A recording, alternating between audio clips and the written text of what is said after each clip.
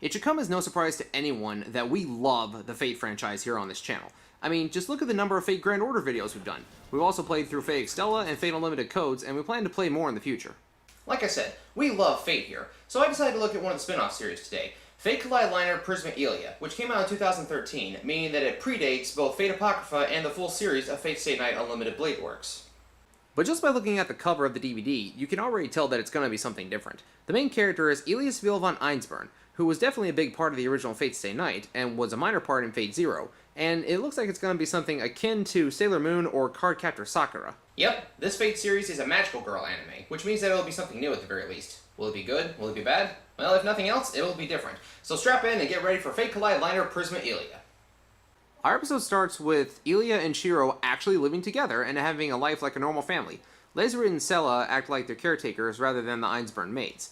This is a nice little shift. It gives Illya and Shiro the nice, happy family they always deserved. We see Illya going to school and having just an average, everyday life. We also find that Taiga Fujimura is pretty much the same as always, but she teaches younger classes now instead of high school, and she doesn't have a direct tie with Shiro anymore, her original tie being that she was friends with Kiritsugu and she watched Shiro grow up. We fast forward a bit to find Rin Tosaka and her rival, Luvia, and her god-awful annoying laugh. Through some exposition, they reveal that they're on a mission in Fuyuki, Japan right now. They have two other characters with them as well, Ruby and Sapphire. Nice try, but no. Really? That's not even their names. Anyways, Ruby and Sapphire are called Kaleidosticks. They're essentially magical entities that take the form of magic wands and grant the wielder special powers. Rin and Luvia decide to fight it out because they hate each other, but their immature actions lead the Kaleidosticks to leave them. Better hurry and think of something before you plummet to your doom. Huh? Back at Illya's house, she just powered through an entire season of a magical girl anime and decides to take a bath. She wishes that real life could be like those anime, but realizes this is likely impossible. Insert overused irony cliche in 3, 2, 1. The Ruby Kaleidostick literally crashes Illya's bath and knocks Shiro out cold. Oh yeah, by the way, there's a lot of unnecessary Shiro abuse in this series. Illya turned off the lights, so Shiro thought it was empty and accidentally barged in on her, so Ruby smacks him in the face. This first time wasn't really abuse as much, and a lot of it is meant to be taken as slapstick, but later on, a lot of it is just unwarranted. You'll see what I mean later. Anyways, Ruby shows up, being drawn in by Illya's narration about how cool it would be to live in an anime. How tragic! Could it be that today's children no longer dream of becoming magical girls? And here's the worst thing in the entire series, Ruby herself. Rather than be concerned about what actually matters, like saving the world and progressing the plot, all that kind of stuff, she's more concerned about whether or not Illya is acting like a proper magical girl. She's also a fourth wall aware character, which means that she's constantly making references as to how a proper magical girl should act. While she doesn't drop any direct references, or at least she doesn't name names, she's constantly bringing this up, and it's really, really annoying and really distracting. She even keeps using the term magical girl. I'm not overly well versed in magical girl anime, but do they constantly self-reference? That'd be like if Luke Skywalker kept shouting, "I'm a sci-fi hero!" every 5 seconds. On top of that, Ruby is also extremely perverted. In this series, Shiro is still his normal age, around 17, maybe 18, and Illya is around 10, no older than 12, and Ruby shows Illya Shiro's dick. I'm not even joking. It's a running theme throughout the series that Ruby is constantly trying to set Illya up with Shiro. I know they're technically not blood-related, and we do get a little of that in other Fate media, mostly in Carnival Phantasm, but it's different there. In those series, Illya and Shiro don't even know each other, and they didn't actually even meet until the Holy Grail War. But here, they grew up together, so even if they're not technically related by blood, it's adopted incest, and it's just really, really creepy. But believe it or not, Ruby actually gets worse. But if I have to bring all that up now, we'll never get anywhere. So to sum up the next few events, Ruby annoyingly convinces Illya to grab her, thus turning her into the next Kaleido magical girl. Illya is rather upset about being dragged into this. Oh, a magical girl Lolita who's a crybaby is a real crowd pleaser. Fourth wall jokes just for the sake of fourth wall jokes does not automatically make it funny or clever. If anything, it's just pretentious. It's okay to throw out a fourth wall joke every now and then, but if you have that as the character's every other line of dialogue, then that just makes them extremely grating. Anyways, Rin shows up and tries to take Ruby back from Illya and blasts her with the Gondar in the temple, and then explains the entire situation to Illya. If you want to hate someone, hate Ruby. I don't need your permission, Rin. And they rip off the single most iconic scene in all of Fate, and the closing line is quite fitting. I've gotten mixed up in some strange things that are gonna be a great big pain in the butt. I think that sums up the experience so far quite nicely. Strange and a pain in the butt. But hey, that's only the first episode. Oh man. The next episode begins with Illya talking with Rin. Rin explains the situation more in depth, talking about the existence of the different class cards. She holds Archer, while Luvia holds Lancer. Because Ruby is bound to Illya now, she's drafted to help recover the class cards. Well, you see, that actually isn't a bad idea. You know, if Ruby was a competent mentor and didn't spend her entire time trying to get Illya to focus on just being cute and flashy rather than actually training her properly. Yes, rather than actually training her to use her newfound powers, she's constantly wasting time by trying to get Illya to pose cutely, saying that this is the most powerful weapon she has. Sorry, but those laser blasts you were throwing out earlier beg to differ. Checking back in with Rin, she reflects on hers and Luvia's mission, and the Lord Elmoy II makes an appearance. Great to see Lil Waver Velvet all grown up. Illya arrives at the rendezvous point, and Rin explains about the Mirror World, which is where the class card resides. It turns out the class card has taken on a physical form, in the form of a servant. Their first opponent is Ryder. Didn't I mention that part?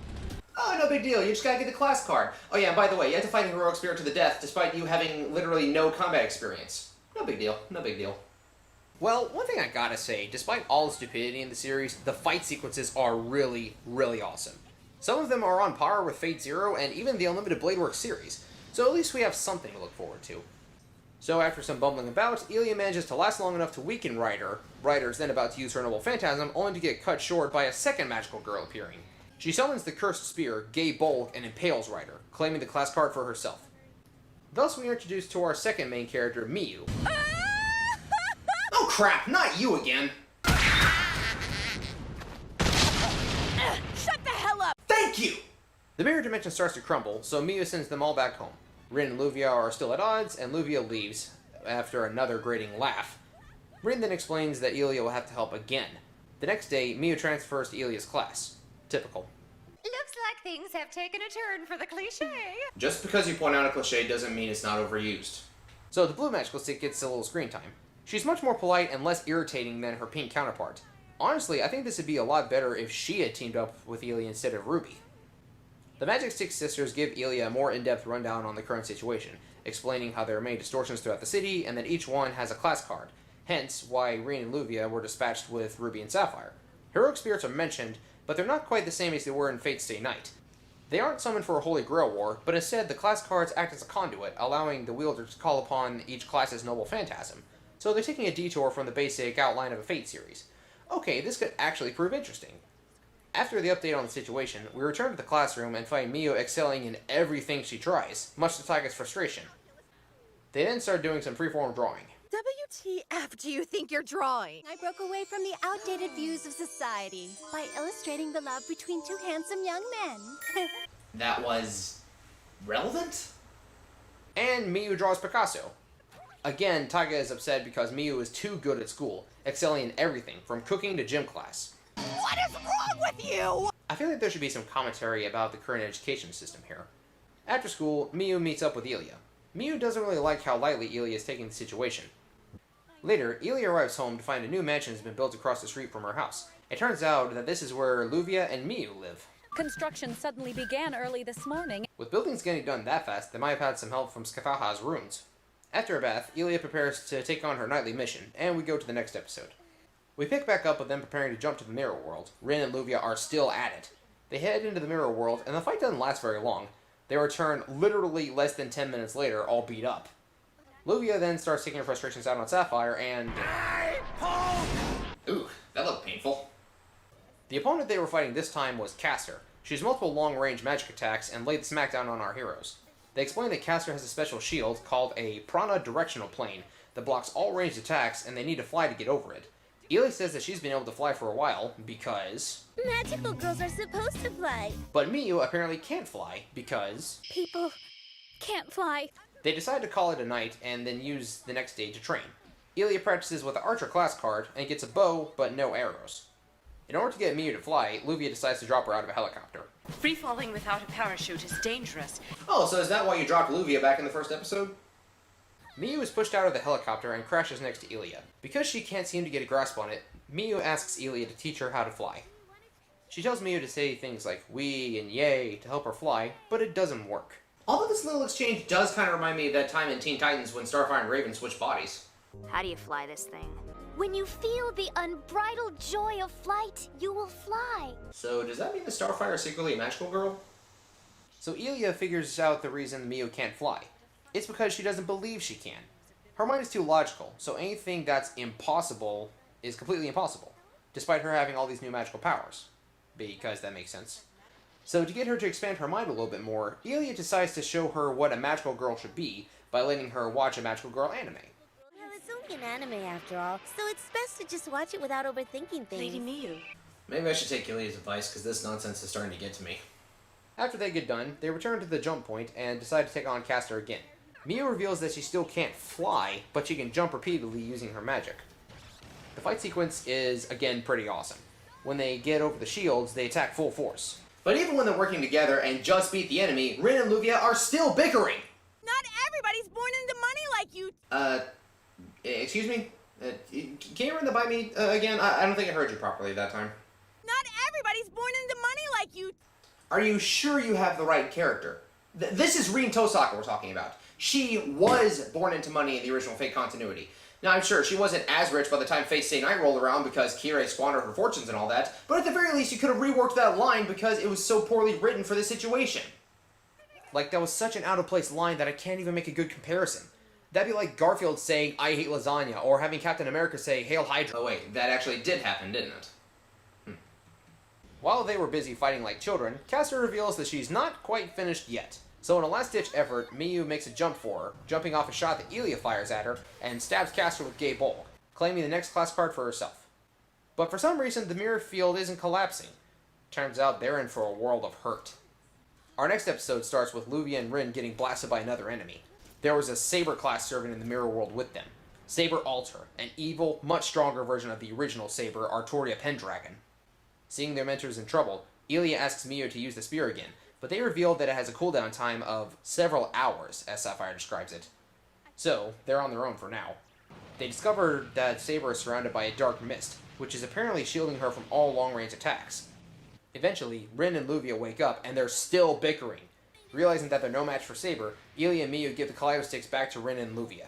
Aren't you a little old for this? Only someone with an air of refinement and dignity can pull off an outfit such as this. Saber, shut them up, please. Because range attacks can't break the barrier, Rin decides to take things up close and personal with a Piranha Strengthened Blade. It sounds just like a howler monkey that's escaped from a zoo. Okay, Luvia, every time you decide to run your trap while there's something bigger going on, I'm going to have Rin kick you in the face again. So as I was saying, Rin is fighting up close and... Magical girls should use more flashy and flamboyant attacks. Shut the hell up! Rin Tosaka is a far cry from the elegant. Shut the hell up! Well, it was really nice of Saber to just stand there while these three argue it out. In order to gain the upper hand, Rin maxes out her physical barrier and then tanks a hit from Excalibur and blasts Saber point blank, causing the Piranha field to disperse. It turns out that Rin was only distracting Saber while Luvia was preparing a barrage of Piranha cannons. And of course the episode's gonna end right there, but it picks right back up at the same place. You may fire when ready. They blast Saber Alter full force and she disappears. It would have felt even better if a certain loudmouth princess had been taken out in the crossfire too. What? Really, Rin? Really? After just barely scraping by in that fight, you still decide to bicker? Come on, I expect better of you. Maybe not of Luvia, because I only know her from her minor cameo in Unlimited Blade Works, but what would your father say? Always remaining reserved and elegant. That is the Tosaka family motto. Yeah, apparently this version of Rin didn't get the memo. So as they keep going at it, Saber reveals that they only destroyed her armor and she decides to shut them up. Illya and Miyu are knocked back by the blast, but they find Ruby, Sapphire, Rin, and Luvia gone. Illya starts crying and Saber appears before them again. The two of them try to run away, but it's no use. Illya then starts screaming like she's in pain, and we're given a visual of a lock with chains being released. And then, we get what has been so far the coolest thing in the entire series. Illya races up the Archer card and gives the command. Install. She undergoes another transformation, but this time, she takes on the form of Archer from Fate Stay Night. Continuity confusion aside, this is one of the coolest things in the entire series right here. The thing is, in the original series, Shiro became Archer. They had the same ability. You know, they use trace magic, which means that they generate weapons using their own mana. But Shiro had extremely poor magic circuits, and thus he had a very limited number of weapons he could make. But Illya, in the original continuity, was 80 or 90% magic circuits, so you give somebody with the ability to create things out of magic using somebody who has more mana reserves than your average person. Put them together, this is the result. And the fight quickly heats up. Illya starts using various techniques that Archer does, like conjuring and throwing swords, using the Rote Eye as shield, even the overedge blades, and of course, using a bow. Amidst the combat, Sapphire pops up and reveals that Rin, Luvia, and Ruby are still underground, but alive. The battle concludes with a clash between Saber using Excalibur Morgan and Illya using the original Excalibur, and I have always wanted to see that. Illya emerges from the fight as the victor, and the class card has been claimed. However, Illya would later reveal that she has no recollection of anything that happened. Whew, that was a cool episode. So maybe now that they've dug up the cooler stuff, we can spend more time focused on that, and less on the... When it comes to all-around magical girlness, I spoke too soon. Moving on, the next episode opens up with Illya having a fever and she's not allowed to leave the house. Because of this, Illya wants to talk to Miyu, and Ruby reveals that she and Sapphire have built-in communication devices, like a phone and video chat. Illya calls Miyu, and then we find out that she's wearing a maid outfit. It felt like some sort of switch was flipped inside of me. Illya? You okay over there? I mean, I know maid dresses are great and all, but is it really worth getting that worked up over? Illya demands that Miyu comes over immediately. Don't you dare change clothes! So Miyu comes over, and then Illya starts harassing her. Try calling me young master. Just say it already! Okay, Illya, I think it's time you went back to bed. That's enough for the day. Miyu explains that she works for Luvia as compensation for her living arrangements, but she's still forced to wear the maid outfit anyway. Meanwhile, Ruby and Sapphire go outside and discuss the battle with Saber. Ruby doesn't believe that Illya could have done so, and Sapphire gives her a USB plug to show her what she witnessed. The only thing I can say about that right there is keep that in mind for later, because I got another joke I'm going to make about it. So after they discuss theories on how to use the cards, Ruby and Sapphire return to find... Whoa! Illya, calm down! you can't go harassing the maid like that. For once we agree, Ruby. But apparently she doesn't listen, because Illya then proceeds to strip down and glomps Miyu, and her friends barge in. We're gonna take a few pictures, so hold still! What are kids into nowadays? They're like 11. Zella then proceeds to kick the friends out, and she herself has donned her original maid outfit as well. Well, glad to see some semblance of the old Ironsburns here. And that's how Miyu and I finally became friends. Oh yeah, I became friends with her by forcing her to fulfill one of your fantasies and then nearly sexually assaulting her. Yeah, good friends. Later, they're looking for the next enemy. They note that the mirror space is getting smaller and smaller with every enemy they defeat. Suddenly, Illya is struck by a flying dagger and is poisoned. It turns out that the enemy here is 100-Faced Hassan, a deviation from the Fate Stay Night servants, and they give us a Fate Zero servant instead. Sapphire confirms that there are about 50 assassins, and they decide to flee. Due to the poison, Illya can't move very well and gets stuck in place. In a panic, she unleashes a massive burst of energy, annihilating all the assassins, but also almost killing everybody else. Just one mistake, and we would all be dead. You made a mistake, Illya, and your prana ran wild in response. So you're cheering her on for trying to survive when she was severely crippled? You're a jerk. I don't ever want to fight with you again. Good, fine. With an attitude like that, you make a lousy teammate anyway. And your maid outfit sucks. The episode ends with Illya feeling really bad for what happened, never mind the fact that it was entirely self-defense. The next day, Sela expresses some concern for Ilya's health. Your face is still looking a little pale to me. Illya looks pale? Next thing you'll be telling me is that Shiro has orange hair and that Kiritsugu likes to wear black. At school, Miyu's not speaking with Illya. The blonde one, Tatsuko, is in an overly good mood. Shut up, you're annoying. Okay, add that to the list of quotes that I'm saving for later. Later at home, Sela is upset about her boob size, and then we get some Shiro abuse because he misunderstood a question. Illya then comes to the conclusion that it would be best for her to resign and then goes to tell Rin. Miyu then accepts the responsibility to obtain the final class card on her own. Okay, in short, this is just a padding episode, nothing really big, but it was just a big setup for the next part. Next episode, we start with Illya taking a bath, and hey, Irisfield comes home. I was wondering when we get to see her. Irie barges in on Illya and decides to take a bath with her. And then we get some unnecessary fan service shots, including one of Irie finding Ilya's chest. No thank you. Meanwhile, in the mirror world, the distortion space is getting smaller and smaller, so there's not a lot of room to dodge. They end up fighting Berserker on top of a building, but for some reason he doesn't have his usual axe sword. Miyu is having trouble dodging in such a tight space. She uses her trump card, the Gay Bulk, but Berserker tanks it like it was nothing. They decide to retreat, and Miyu sends Luvia and Rin back to the other side. She then reveals something to Sapphire, that she knows another way to use the class cards. She does the same thing that Illya did against Saber, and installs a class card, and she takes on the form of Saber herself, and continues to fight on her own. And during this whole sequence, we keep cutting back to Irie and Illya, and Illya explains that she and Miyu had some problems with their friendship, but Irie convinces Illya that she should go over and help, and it's just distracting from what's going on.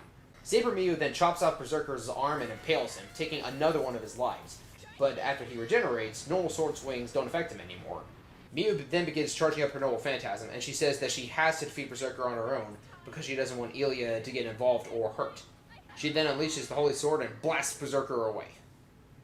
Illya heads in the direction of the distortion area, and Ruby extends her wand. Given the way she acted when she plugged in that USB cable, I can't help but see that as kind of an innuendo. Miyu's reached her limits and the installed form fades, but Berserker is still alive. Illya comes out of nowhere and slashes this beast in half, and she brought Rin and Luvia back with her. They attack Berserker with a gravity trap and a binding spell to hold him in place. But I am worried about all the gems we used! That doesn't seem relevant now, but keep it in mind for later. How typical of a commoner. Rin, do your thing. After that annoyance, Berserker manages to break free from his binds, and they launch a counterattack. They blast him up through the ceiling, and Miyu impales him again with the cursed spear. Wait a minute, what was that Sapphire said about the class cards earlier? It becomes unusable for the next several hours. So that means this fight's been going on for a minimum of 3 hours. Dang, Miyu's a beast. But even that isn't enough to put him down.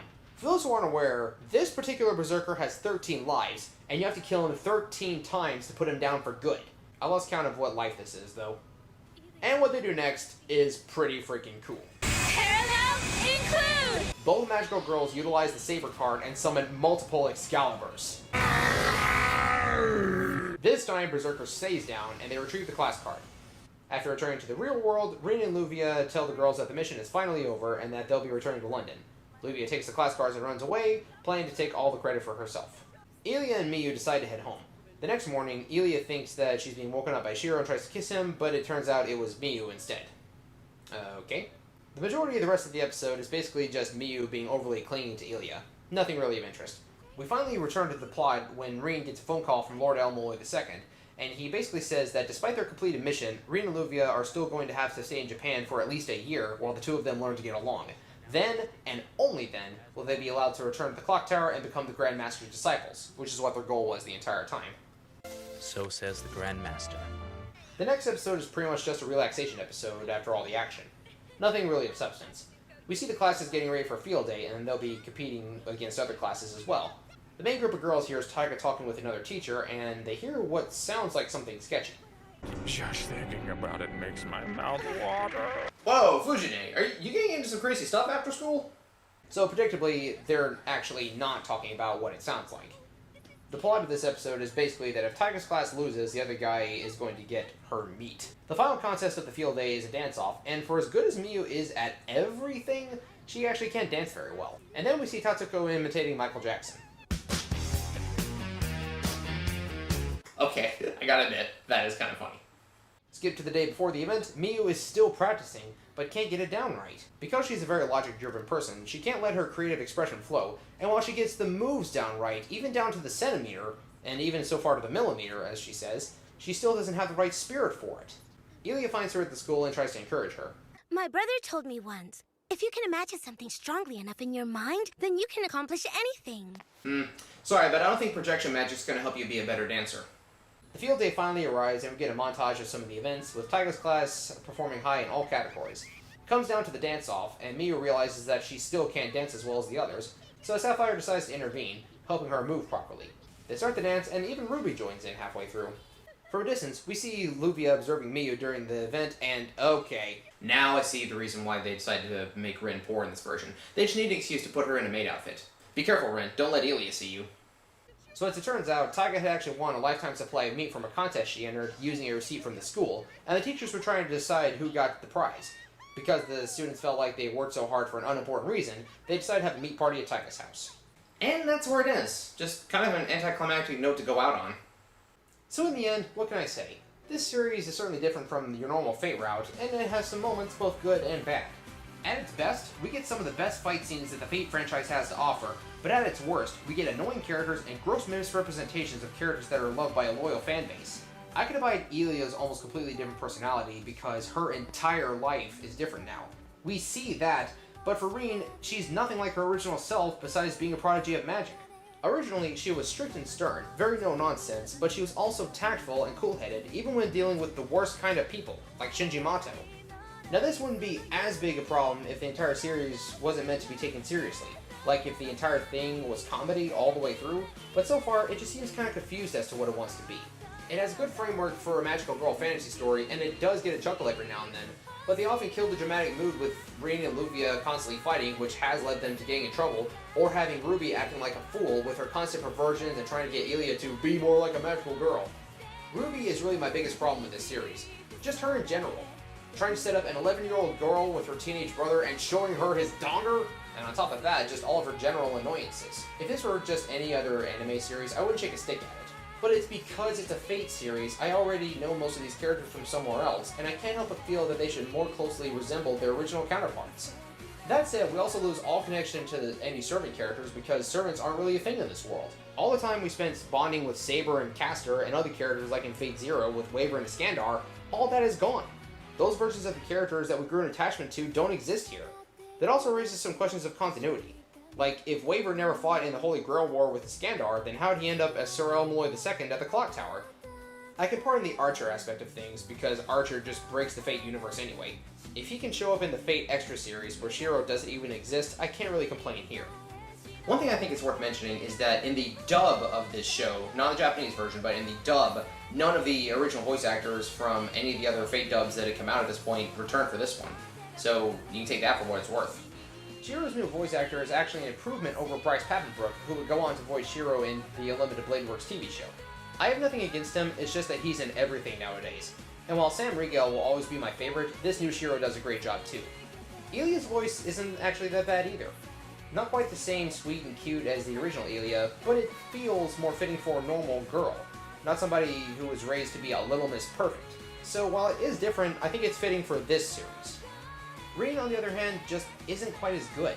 I don't know how to describe it, but her new voice actress doesn't fit as well as Mila Lee, who voiced Rin in every other English adaptation, including the recent Fate Extra Last Encore. So that was Fate Kaleid Liner Prisma Illya. Short and kind of bittersweet. It was a new French take on the series, which meant that it didn't get stale, but at the same time, they spent too much time focusing on stuff that's not important, while taking away nearly everything that made the original Fate series cool. If I were to describe how it feels, I'd say it feels like a fanfiction. With how off the rails some of these characters get, as well as having the greater part of a few episodes focused on lazy subplots where everything relevant can be summed up in 5 minutes, and with the pointless sexual innuendos aimed at minors, I say that it feels like a fanfiction that was crafted by the creative minds behind Teen Titans Go for the misused source material and misunderstood characters, and the author of that Harry Potter fanfiction, My Immortal, due to the underage sexual content and again, having the characters be nothing akin to their original selves. That said, credit where credit is due. This show has some of the most amazing fight sequences out of any of the Fate franchise that I've seen thus far, and while I probably won't go back and rewatch the series in its entirety, I'll definitely go back and rewatch Saber Alter vs. Archer Illya again. That fight was just way too cool. Well, thank you all so much for watching. This has been BladeCrossEXE, part of Flashing Blade... What the heck?